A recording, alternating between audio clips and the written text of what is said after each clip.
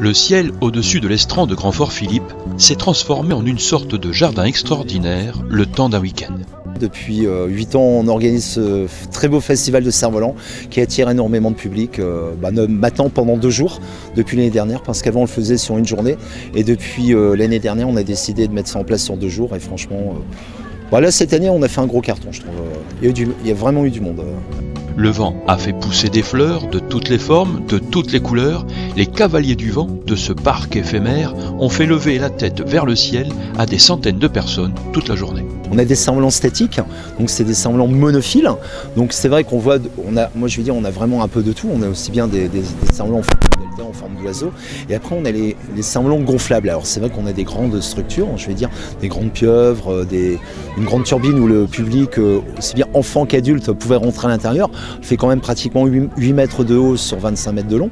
Après on avait plein de poissons volants, je ne vais pas énumérer tout le bestiaire. D'autant que le bestiaire est large et comprend toutes sortes de bestioles à se demander mais où ils vont chercher tout ça.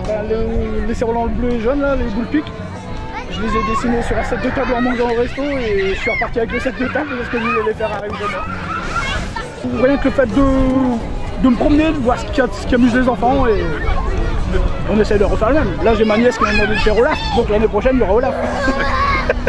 Souvent, le cervoliste est lui-même créateur de cerfs-volants ou de structures qui se gonflent au vent et flottent dans l'air.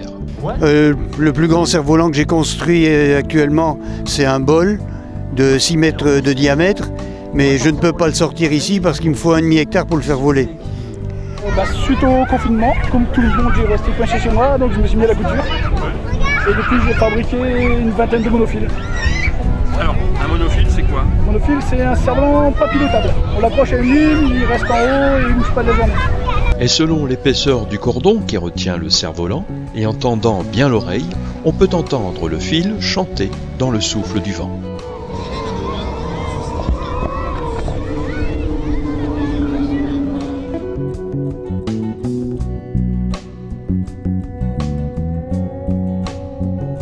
Ils étaient 70 cervolistes sur l'estran de Grand-Fort-Philippe, mais en cerf-volant, le comptage est bien différent.